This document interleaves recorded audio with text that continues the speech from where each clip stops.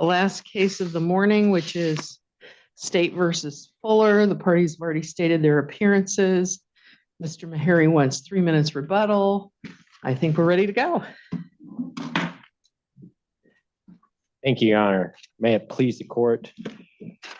In this case, we believe that this court must reverse this conviction. My client was convicted based on a theory of criminal liability that the state never argued, the state never pursued.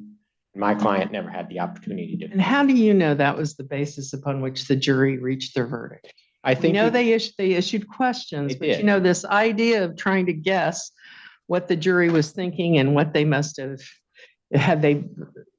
is kind of a sticky wicket. I think you start with the questions, Your Honor. They asked two questions, very similar questions, virtually identical, asking about this theory of criminal liability, again, that the state had never pursued. I think that is bolstered by the fact that when they came back for a verdict, they acquitted on 4 of the 5 counts. The only count they convicted on was the indecent solicitation, which was the subject of the question. And the state's whole theory was based on the allegations made by my client's son. If they're going to believe him, I think this is a he said, not he said, she said, but that type of case. If they're going to believe his allegations, it's guilty across the board. Well, again, that's making some pretty big assumptions because the one that he was convicted of was the most recent one in time. It was the one that the boy allegedly fled from and spoke to the police. I mean, that was all in that same day, correct? So it wasn't memory recalled. It was all of the allegations were from that day, Your Honor. Oh, okay. Maybe I misunderstood there was that. I thought there was allegations of abuse over a course of time. Yeah. But those charges were for that day because he testified that there was a abuse in the morning and abuse after work. So all of them were for that particular day, yes. All the charges. Yes. Okay. So it's all condensed to, at least the charges go to this time period. So I don't think you can differentiate it. And again, I think if the jury believed the kid, they wouldn't have acquitted on 4 of the 5 counts. I think the question shows where the jury was going. And that is that they were considering this alternative theory of criminal liability to convict my client. But how does that make the answer to the questions wrong? It seems like you could make this argument. All of us were lower court judges at one time, and 2 of us did criminal jury trials. And as a practical matter, if you do it right, put it on the record. Here's the question we received from the jurors. We seek input from both sides. The judge says, here's the answer that I would suggest giving. And it's one thing to, I think I read someplace, merely a seed, but here I went back and looked at the transcript and defense counsel agreed. Now I recognize that's different than invited error, but when you have defense counsel agreeing to that answer, how is that an error by the district court? Because the district court still has to put limits on what the jury can do. But only in 2020 hindsight. Because they would have to have, the district court would have had to say, well, here's what they're going to do. And I'm got to somehow stop that. Yeah. And we know jury nullification. I mean, you guys argue it to us all the time. Juries have a right to nullify in favor of either party. They also can nullify and split the baby sometimes. What I would say to that, Your Honor, I think when you get that question, I think that's clear where the jury is going. And where the jury is going to convict my client on a theory of criminal liability the state never charged or pursued. They can't do that. And the judge has an obligation to instruct to the jury, okay, these are your limits. You can't go beyond that. You can't convict my client of uncharged conduct. Well, isn't that more of an ineffective assistance of counsel then? They should have objected and should have said, Your Honor, we need to do more than simply refer them back to the instructions. Whether or not it's ineffective or not is not before this court, and it certainly could be. But what is before this court is the fact that my client was convicted based on a theory of criminal liability that he never had the opportunity to. I'm defend just against. having difficulty with the district court judge in 2020 hindsight saying they did something improper. I don't think they did. But I understand your argument of what you're saying. It seems like that's defense counsel's obligation. And I know that ineffective assistance of counsel is in front of us, but that's where I have the hang up. It's one thing to merely accede. Well, okay, Your Honor, that's what you're going to give. That's what you're going to give. But for the district court to specifically ask whether you agree, and they say they agree, that's to me is a lot more. Well, I don't think, even if the defense counsel agrees, I don't think that, I guess, washes the hands of the district court. The district court still has an independent obligation to properly instruct the jury. And properly. What was wrong with that answer? It did not limit what the jury could do. But the jury's instructions set out what the charges were. The jury instructions And set the out what elements, and that they had to prove each and every element beyond a reasonable doubt. But the question shows that they were considering an alternative theory to convict my client. So what if the question had been, Judge, we don't understand what reckless means?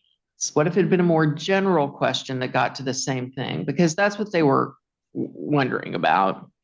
What if the question was just, what does recklessness mean? I mean, the judge we don't have a definition of recklessness, and it wouldn't be, I don't think, is there in the instruction a I definition? believe that reckless was defined in the instruction. Oh, it was. I think Okay, well, if there the you question- go. If the question was more general, I think the court can either say, okay, if they're asking about a definition of a term, the court can say, okay, well, this term, we don't have a specific legal definition, so it's given the common understanding. Or if there is a specific legal definition, the court can certainly give that. Okay, so in this case, there was a definition of recklessness in, Pretty sure the instructions included so, reckless. which to me is even more The answer would refer them back to back the to reckless. the instruction. I think that changes when the jury specifically asks whether or not specific conduct can be indecent solicitation. And again, that conduct, That's the heart of what that's the heart of their decision. They have Their to decide decision- that. not exactly. Okay. What I would tell this court is their decision is to determine whether or not the state has proven its case Mhm. on the theory pursued by the state. Okay, but you keep talking about the theory pursued. What was that theory? Just so we're clear here. The state's theory all along was that my client was guilty of these offenses based on the allegations made by my client's son. That was their theory all along. They got up in closing argument and disclaimed that masturbation in front of your son could be criminal. They got up and said, no, that's not criminal. Sorry. I shouldn't wave my hand so much. So they say it's We're not lawyers, criminal. we are, They're saying it's not criminal. The jury is asking, well, could it be criminal under this definition? And the judge says, just look at the instructions and both parties agree to that. I kind But of you're with still, Judge Bruns here, I'm having a hard time finding. You're still allowing the jury to go beyond their authority because the jury can only convict my client of the charges brought based on theory of criminal liability brought and pursued by the state. And we don't- Otherwise, I'm sorry, go ahead. I get that, but we don't know if that question was a question that all the jurors had uniformly, or if there was one holdout juror that they were that needed some more information, and maybe going back to the jury instruction was all that person needed. I mean, it seems like we're taking a giant leap to say that this question reflected the viewpoint of the entire jury and led them to convict him of something that wasn't charged. I mean, look, the jury room is a black box. I get that. Right. But I think it is a logical conclusion to say, okay, the jury asked twice about this. Mhm. I think that's a fair assumption that they are considering it. They would not ask if they weren't considering it. And I would point the court back to Sisson, where this court talked about, why would they ask about aiding and abetting theory if they weren't considering it? And that's the same here. So I think it's a very logical conclusion to say the jury was considering this. And that is further supported by the fact that when they came back with their verdict, that is the only conviction they came back with. They acquitted on each and every other charge. Again, all of them Out of Brought- the incident. brought by the state were based upon the testimony and the allegation of my client's son. Do you guys have any other questions on this issue? Because I want to try to move into the next one. No, I don't have one right now. I want to move you to a different issue. Sure. Causes me more concern. Okay. And that is the 20-year-old prior, the motion in limine and the 20-year-old prior conviction. Sure. Can you talk to me a little bit about that? And I know your position is it's not the same, and It's not the same. It's old. It's different type of conduct. It involved my client when he was a teenager versus now when he's a full adult. I mean, I argue this all the time. This is not probative of anything in this case. But what it does do is essentially smears my client in front of the jury. And the jury then goes back there and they have all kinds of questions about the state's case. But oh, by the way, he did this in the past. And it really pushes him to convict because he is either someone who got away with it in the past or just a bad guy. So I think the prejudicial impact far outweighs, and I won't concede that there's probative value here because of its age, because of its different type of conduct. It is highly prejudicial to this case, push the jury to essentially salvage the case for the state and convict my client of something. We believe all of that shows that that should not have been let in. The district court erred when it did, and it did violate my client's right to a fair trial, warranting To reversal. follow up on that, 6455D certainly allows propensity evidence, but also part of that analysis is whether it is unduly prejudicial. Yeah, I mean, the propensity, certainly opened probably some floodgates for the state, but it did not get rid of that standard that the district court still has to go through. Okay, does a conviction from 20 years ago when my client was a 16-year-old have any bearing on allegations made by his minor son now that he's well into his 30s? And you just said conviction, and that's brought up a question I had. Was he even convicted or was this an adjudication? It would have been an adjudication. Well, because I mean, if you're tried it as an adult and you're a juvenile, then it's a conviction. But this is a juvenile I'm pretty sure it was an adjudication. That's what I thought, but I'd have- counsel can correct if it's Sure. if it's wrong. But Yeah, because like I said, he was 16. But isn't there some similarity by the fact it's two family members? I think those similarities really are not there because, again, he was 16 with his half sister. And this is where he's an adult allegedly abusing his minor son. I just think, are they all family? Sure. But I don't think that's a commonality that has any impact given the distinct differences between the conduct. So can I go back to the jury question? Sure. What do you think the court should have told the jury? I think what the court should have told the jury is something along the lines of whether or not masturbating in front of your son is indecent solicitation is not before this jury. The jury is there to determine whether or not the state proved its charges based on the theory of criminal liability it is pursuing. If you allow the jury to go beyond that, you have stripped my client's right to defend himself at trial. That question is clearly based on my client's testimony. Had he known that could be the basis for a conviction, I think it's fair to assume he would not have testified to that. So he has no opportunity to defend himself. And that's the problem. Without essentially putting in guardrails for the jury, my client was unable to defend himself at trial. And that, I think, is where the district court failed. It has that obligation to fully instruct the jury, but also to make sure that the jury is operating with the bounds that it has the authority to do. What if the court would have just said no? Would that have been an improper answer?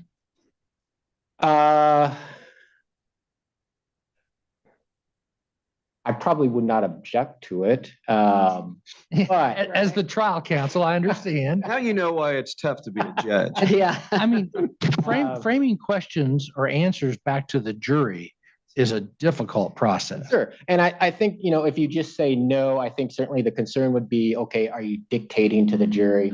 But I think the court does have an affirmative obligation to make sure that the jury is not going beyond the charges the state has brought. The example I gave in my reply brief was if the jury had come back and said, we find him guilty of making a U-turn. The jury couldn't do that in this case. That was never before him, never charged, et cetera, et cetera. I don't think that changes if the jury says, okay, we're going to convict him. Sure, it's a charge the state brought, but on a completely different theory of criminal liability. I still think the jury is going beyond what it can decide. It's interesting to me that the court didn't specifically refer the jury back to the instruction covering solicitation. And that, as the court knows, I'm sure you've read the record, this was a discussion. And I think sometimes district courts, feel safest just to say, I'm going to refer you back to the instruction that, avoids legal landmines. It's a little bit like my dog peeing on the carpet when there's a puppy. If you get smacked on the nose enough time, you don't do it anymore. And district judges learn that, especially when everybody comes together and agrees on an answer. Are you saying the first answer was incorrect too, or are you just saying because it was asked again, now we know what the jury's thinking, and so the second answer needed to be different? Well, I think both answers were wrong. Obviously, because they asked again, I think that fortifies my argument that, look, this is clearly where the jury is going. From the district court's perspective, it's kind of like, I forget which movie it was now, where Demi Moore objects and then she strenuously objects. I mean, it really seems to me that at that point, if there was an error, it would have been the first time just as well. The other thing I would say to that, Your Honor, is, I think both were problematic because they did not put the guardrails necessary on the jury. But when a jury asks a question, the court says, I'm going to refer you back to the instruction. The jury comes back with basically the same question. Saying we don't understand the instruction. I think the fair implication is, okay, there's a problem here and my first answer did not solve it. And I didn't do something else. And here, again, what I think the district court had to do was say to the jury, look, this is not before you because that is not the charge the state is pursuing. You can only determine whether or not he's guilty of the charges brought by the state based on their theory of defense. As this court did not do that, my client was stripped of his due process rights to defend himself at trial. We're into your rebuttal time, and that's fine. I'll still give you your full because we have done nothing but inundate you with questions. So, thank you, Your Honor. You may proceed.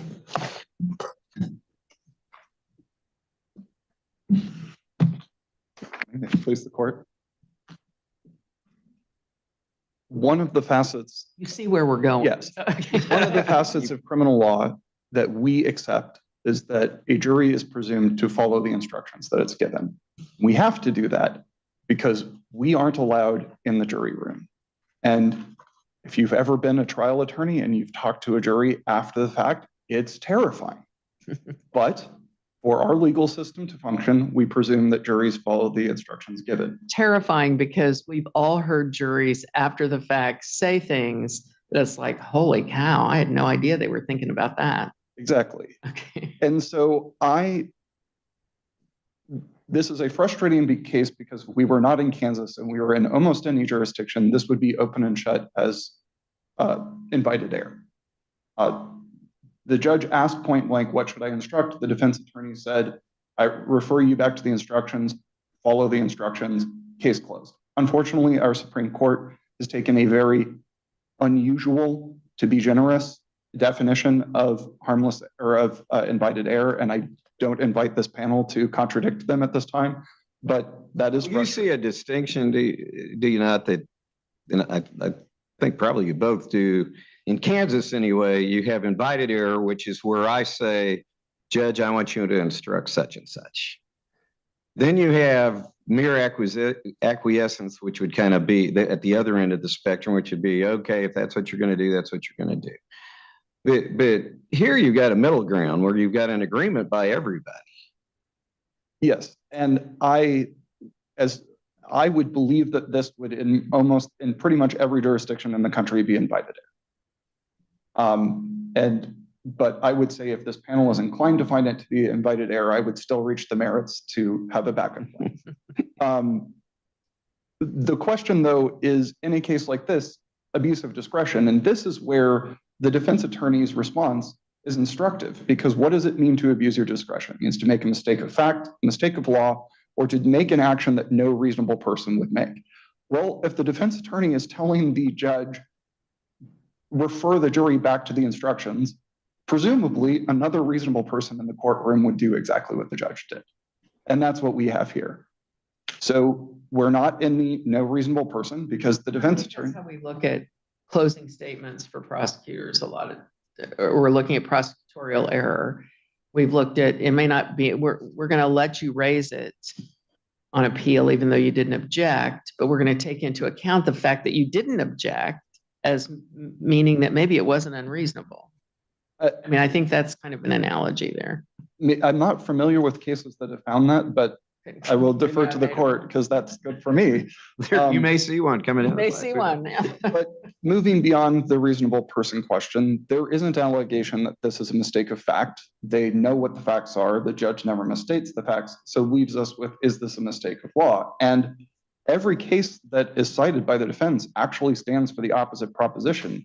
When judges at trial have attempted to instruct a fact-based conclusion to the jury that if you believe blank, you should find the defendant guilty, it's been reversed. It hasn't even been subject, like we have found, we cannot find that harmless because we invaded the province of the jury to determine the facts.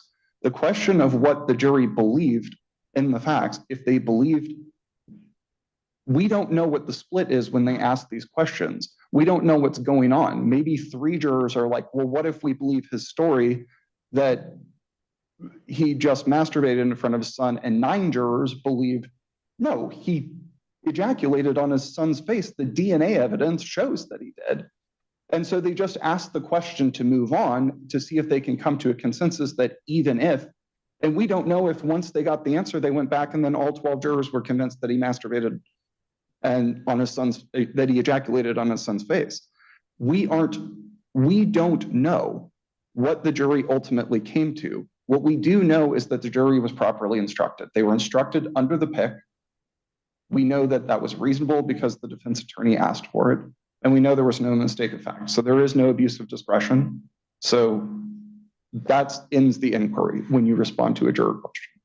Can we move on to this? Absolutely. Motion to eliminate. I'm very interested in your position on that. And was it a juvenile adjudication just versus he wasn't tried as an adult in a conviction? I believe so, because I believe it's out of Washington, which was also the subject of the 4th. Right, of the sentencing. Yeah. So I believe so. The question is just, is it more, it is clearly legally admissible as propensity evidence. So the question is only, is it more, is the probative value substantially outweighed by its prejudice? And here it isn't. We have a family member, which is important for more than just the familial relationship. It tells us that his victims tend to be people he has access to because they are in the home. They are family members. He is a predator who preys on people who are close by, who he has access to. There is an allegation of force in that. He preys on people who are weaker than him, like his son was here. These are facts that are probative to the question. And at that point, the inquiry is over. There's no way that the prejudicial value is so prejudicial that it overcomes those probative questions.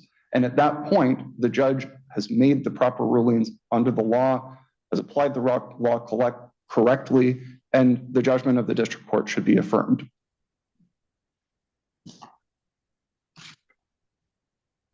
I don't have anything else to say on that. I mean, I believe that that is the answer to the question, and the remaining Abuse of discretion, and we wouldn't be able to find abuse of discretion here. on the 64 on the finding of more prejudicial than probative. I wasn't sure.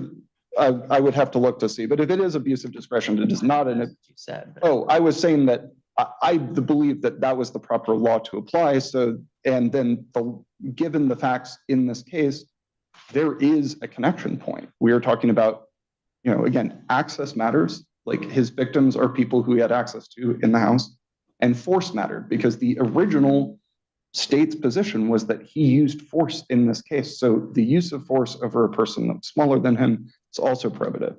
And if there are no further questions, I'll stand on my brief on the other 2 issues that were presented. Questions? I don't. Thank you very much.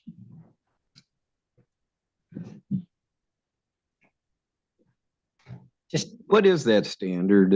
It looks to me like it is probably abuse of discretion. That if evidence is relevant, a district court has discretion to exclude it when the court finds its probative value is outweighed by potential for producing undue prejudice. KSA 60-455. Would you agree that is abuse of discretion standard of review? when you get to the weighing, Once you get to the undue prejudice. yeah, the weighing of the evidence as far as prejudice and probative value, I do believe that is abuse of discretion, Your Honor. That is what we. Yeah, usually our analysis often in the district court stops before that because we're talking about propensity, then we're talking about probative value. Okay, thank you. Yeah, just a couple, and I would just reiterate, I think the prejudicial impact of that evidence far outweighs any, if it has any probative value there. Just the dissimilarities, and 6455 certainly was amended to include propensity evidence to allow more opportunities for the state. But it doesn't allow everything. It can't allow everything. And just because somebody is charged with a sex crime and has a sex crime in their past doesn't automatically make it admissible. And here we don't believe that there is any relevance to this evidence, but there is that distinct prejudicial impact, how it taints my client in front of the jury. Couple things with regard to the first issue. I really do think we have a good idea what the jury's doing. You look at those questions, they are completely based on my client's testimony. You say the jury, at least one juror. That's all we know for sure. But we don't need to, do we need to know that? It's still the jury. And I would argue, if you say, okay, maybe it's just one jury, maybe this impacted one jury, But that still violates my client's rights. Because that one jury, assuming it's one jury, is now convicting my client on a charge he never had the opportunity to defend himself against. But if you look at those questions, they're straight out of my client's testimony. You look at that verdict, what does that tell you? I don't think it's a leap to say that's what they convicted him of. The other thing, and I know Sisson and Hover both involved the court giving an additional instruction. But the harm here is the jury convicting the defendant on a theory of criminal liability he did not have the opportunity to defend against. That happened in those two cases, and it happened here. So they are, we believe, should be seen as controlling here. And we believe a similar result is warranted. The final thing about invited error, and I'm going to quote Justice Standridge, and this is out of Romy, which was a recent case, I think in December. We're familiar with Romy. Hope I don't know. It really clarified the whole law in the area. Yeah. I hope I'm not opening old wounds. It's a new wound. But that's a dissent. It's a dissent. Yeah, the dissent. But what I want to quote her on is this. Preservation rules are meant to promote fairness, not perpetuate injustice. When procedural regularity collides with fundamental liberty interest, justice, not technicality, must prevail. And I think that applies here. If the defense got it wrong, if the state who was also there got it wrong, if the judge got it wrong, all of them getting it wrong doesn't make it right. My client's constitutional rights were violated in this case, and that, we believe, mandates a new trial. And what would happen at the new trial? Because you've almost, if I heard your argument earlier correctly, and I have not checked on this part of it, you're basically saying they elected themselves out of a conviction. What would happen at a new trial? I don't. What would we remand for a new trial of on one count. charge? On one count. Yeah, only the indecent one he was- solicitation. That's what we've asked for in our brief. I'm not going to prognosticate arguments that may or may not be made. But that's what we've asked for because that is what the jury convicted of. And that conviction, we believe, clearly came from my client's testimony. Again, an opportunity that he never had the ability to If defend. we believe him, if we believe what he's saying, is that still a violation of the law? And you're saying the judge should have said, no, it's not a violation of the law. I'm not necessarily saying that. Well, that's the effect. If it comes up and that's the facts of the case, maybe I'll argue sufficiency. But I think what the court did here was wrong and warrants reversal. Thank you. Thank you very much. Very good argument, very fine briefs in this matter as well. We are very fortunate today. We will take this matter under advisement. I know it's very important to your client and to the state, and we will get a decision out as soon as possible.